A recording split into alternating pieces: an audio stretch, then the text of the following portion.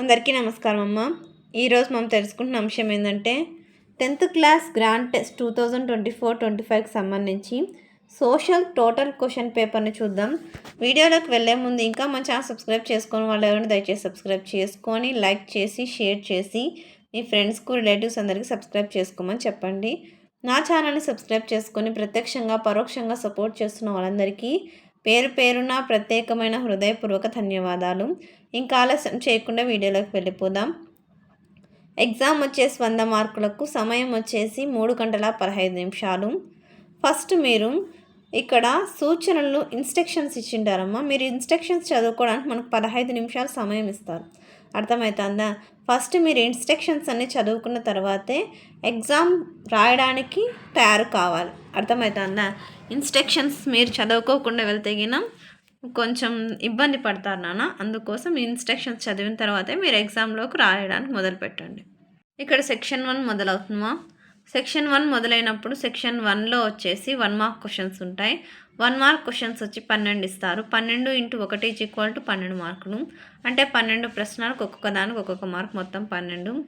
ఇక్కడ లోహాలు పునశ్చక్రియం, శిలాజ ఇంధనం, ఏ నేల ప్రతి సాగుకు అనుకూలమైనది, వ్యవసాయ ఆధారిత పరిశ్రమలకు చెందిన దానిని గుర్తించండి. తర్వాత మాజిని స్థాపించిన రహస్య సంఘం UNDPని విస్తరించండి. తర్వాత మొదటి ప్రపంచ యుద్ధం ప్రారంభమైన సంవత్సరం. సమైక్యవాదం అనగానేమి? నగరపాలక సంస్థ సమావేశాలకు ఎవరు అధ్యక్షత వహిస్తారు? 9 బహుళ పార్టీ వ్యవస్థను నిర్వచించండి. ఒక్క దేశం కన్నా ఎక్కువ దేశాలతో ఉత్పత్తిని చేపట్టి లేదా నియంత్రించే సంస్థలను డాష్ అంటారు. 11 బార్ గ్రాఫ్పై చూపండి.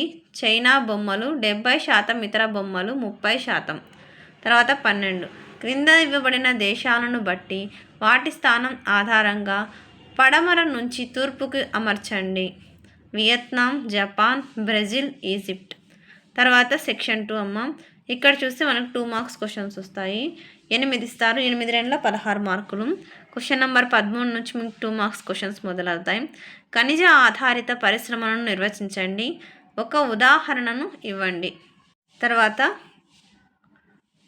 జాగ్రత్తగా స్క్రీన్ షాట్ తీసుకోండమ్మా. ఒకవేళ అక్షరాలు కన్నా క్లియర్గా కనిపించకపోతే నెట్ క్వాలిటీ పెంచుకొని స్క్రీన్ షాట్ తీసుకోండి. అర్థమవుతుందనా? ఇచ్చిన భారతదేశ పటాన్ని పరిశీలించి క్రింద ప్రశ్నలకు సమాధానాలను రాయండి. ఇక్కడ భారతదేశ పటం ఇచ్చినారు కదా, దీనికి సంబంధించిన ప్రశ్నలు ఉన్నాయి. దానికి సంబంధించిన ప్రశ్నలు రాయాలి. అర్థమవుతుందా? ఇది ఇంగ్లీష్లో ఉంటుందమ్మా, ఇంగ్లీష్ మీడియం వాళ్ళకి. తర్వాత మనకి ఇక్కడ భారతదేశ పటం తెలుగులో ఉంటుంది. ఇది స్క్రీన్ షాట్ తీసుకోండి. దీనికి సంబంధించిన ప్రశ్నలు ఇస్తారు, దాని గురించి మళ్ళీ రాయాలి మీరు. అర్థమవుతుందా? జాగ్రత్తగా స్క్రీన్ షాట్ తీసుకోండి మా. తర్వాత ఇక్కడ క్వశ్చన్ నెంబర్ ఏ, న్యూ మంగళూరు నౌకాశ్రయం ఏ రాష్ట్రానికి చెందింది? కర్ణాటక. బి, చెన్నైలో ఉన్న అంతర్జాతీయ విమానాశ్రయం పేరేమిటి? ఇక్కడ చెన్నైలో ఉన్న అంతర్జాతీయ విమానాశ్రయం మీనాంబకం. ఓకేనా? తర్వాత క్వశ్చన్ నెంబర్ 15, రవాణా ప్రసార సాధనాలను దేశ ఆర్థిక వ్యవస్థకు జీవనాడులని ఎందుకు పిలుస్తారు? క్వశ్చన్ నెంబర్ 16, అచ్చు యంత్రం 19వ శతాబ్దంలోని భారతీయ సమాజానికి ఒక రూపము ఇచ్చుటలో ప్రధాన పాత్ర పోషించినది. వ్యాఖ్యానించండి. క్వశ్చన్ నెంబర్ 17, కేంద్ర జాబితా మరియు రాష్ట్ర జాబితాలకు ఉదాహరణలిమ్ము. నేడు మహిళలు ఎదుర్కొంటున్న సమస్యలను పేర్కొనండి. క్వశ్చన్ నెంబర్ 19, భారతదేశంపై ప్రపంచీకరణ ప్రభావాన్ని తెలపండి. క్వశ్చన్ నెంబర్ 20, ఒక వస్తువును కొనబోయే ముందు వినియోగదారులు తీసుకోవలసిన జాగ్రత్తలను తెలపండి. సెక్షన్ 3, ఇక్కడ 4 మార్కుల ప్రశ్నలు, 8 ఇస్తారు, 32 మార్కులు. క్వశ్చన్ నెంబర్ 21, మానవ కార్యకలాపాలు వృక్ష మరియు జంతుజాలాల క్షీణతకు ఎలా ప్రభావితం చేశాయి? వివరించండి. క్వశ్చన్ నెంబర్ 22, ఖనిజ సంరక్షణ ప్రాధాన్యతను వివరించండి. క్వశ్చన్ నెంబర్ 23 నుంచి ఇవ్వబడిన పటాన్ని పరిశీలించి క్రింది ప్రశ్నలకు సమాధానాలను రాయండి. ఇక్కడ ఈ పటాన్ని పరిశీలించాలి. ఇది ఇంగ్లీష్లో ఉంటుందమ్మా. తర్వాత ఇక్కడ కింద తెలుగులో కూడా ఉంటుంది. జాగ్రత్తగా స్క్రీన్ షాట్ తీసుకోండి. అర్థమవుతుందా? మీకు ఇంకా ఎటువంటి వీడియోస్ కావాలని నాకు కామెంట్ సెక్షన్లో తెలియజేస్తే నేను వీడియోలు ఖచ్చితంగా మీకు అప్లోడ్ చేస్తాను. కొంచెం ఆలస్యమైన అవుతుంది కానీ ఖచ్చితంగా అంటే అప్లోడ్ చేస్తాను. దానికి మీరు చేసుకోవాల్సిందంతా మన ఛానల్ సబ్స్క్రైబ్ చేసుకొని లైక్ చేసి షేర్ చేసి మీ ఫ్రెండ్స్కు రిలేటివ్స్ అందరికీ సబ్స్క్రైబ్ చేసుకోమని చెప్పండి. నా ఛానల్ని సబ్స్క్రైబ్ చేసుకొని ప్రత్యక్షంగా పరోక్షంగా సపోర్ట్ చేస్తున్న వాళ్ళందరికీ పేరు పేరున ప్రత్యేకమైన హృదయపూర్వక ధన్యవాదాలు. ఇంకా వీడియోలోకి వెళ్ళిపోదాం. క్వశ్చన్ నెంబర్ ఏ. ఈ పటం ఒక దేశ ఏకీకరణకు తెలియచేస్తుంది. ఆ దేశం పేరేమిటి? ఉత్తరం వైపు ఉన్న ఏదైనా సముద్రం పేరు రాయండి. దక్షిణం వైపు ఉన్న సామ్రాజ్యం పేరు ఏమిటి? ఏకీకరణ సమయంలో ఫ్రాన్స్ ఛాన్సలర్ ఎవరు? తర్వాత క్వశ్చన్ నెంబర్ 24. 19వ శతాబ్దపు ఐరోపాలోని కొంతమంది పారిశ్రామికవేత్తలు యంత్రాల కంటే చేతి పనికి ఎందుకు ప్రాధాన్యతనిచ్చినారు? 25వ క్వశ్చన్. ఇవ్వబడిన బార్ గ్రాఫ్ను పరిశీలించండి. నీవు గమనించిన ఏదైనా 4 అంశాలను విమర్శనాత్మకంగా విశ్లేషించండి. తర్వాత ఇక్కడ బార్ చార్ట్ని మీరు జాగ్రత్తగా స్క్రీన్ షాట్ తీసుకోండి. అర్థమవుతుందా? దీనికి సంబంధించి ప్రశ్నలు ఉంటాయి. ఇప్పుడు అది ఇంగ్లీష్లో చూస్తున్నారు కదా, ఇది జాగ్రత్తగా స్క్రీన్ షాట్ తీసుకోండి. అర్థమవుతుందా నాన్న? ఇప్పుడు దీనికి సంబంధించిన ప్రశ్నలు. Question number 26. ప్రజాస్వామ్య ప్రభుత్వం మిగతా అన్ని ప్రభుత్వాల కంటే ఉత్తమమైనది, ప్రశంసించండి. Question number 27. చుట్టుపక్కల మీరు గమనించిన పర్యావరణ క్షీణత గురించి కొన్ని ఉదాహరణలు ఇవ్వండి. 28. ప్రజలలో వినియోగదారుల హక్కులను చైతన్యపరచడానికి ఒక కరపత్రాన్ని తయారు చేయండి. రోమన్ 4 సెక్షన్ 4 అమ్మ ఇది. ఇక్కడ 8 మార్క్స్ క్వశ్చన్స్ ఉంటాయి మీకు. ఇక్కడ 5 ఇస్తారు 8 marks questions. 5 × 8 = 40 marks. Question number 29లో AB అని ఇస్తారు.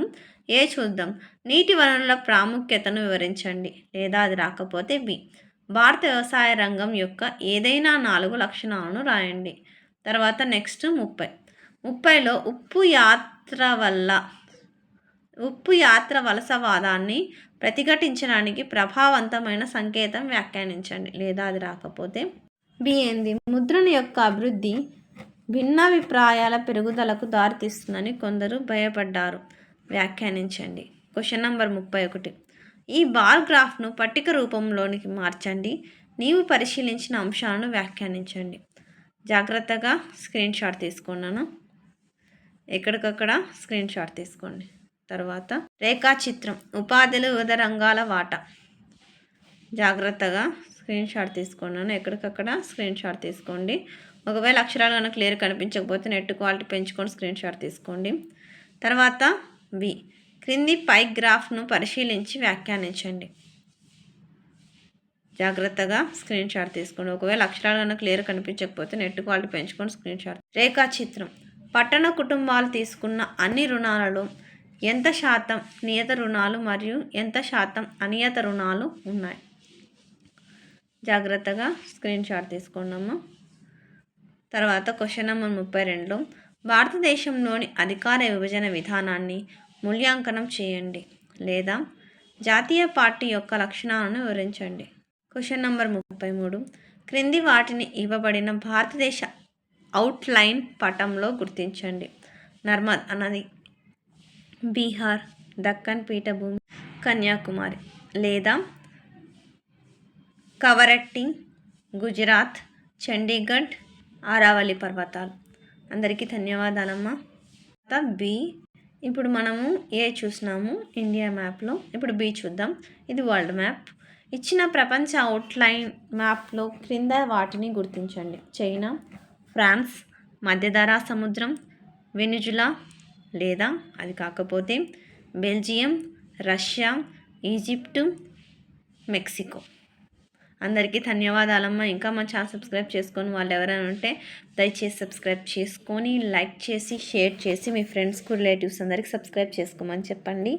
నా ఛానల్ని సబ్స్క్రైబ్ చేసుకొని ప్రత్యక్షంగా పరోక్షంగా సపోర్ట్ చేస్తున్న వాళ్ళందరికీ పేరు పేరున ప్రత్యేకమైన హృదయపూర్వక ధన్యవాదాలు. అందరికీ ధన్యవాదాలు. దయచేసి వీడియోని మాత్రం స్కిప్ చేయొద్దు. అందరికీ ధన్యవాదములు.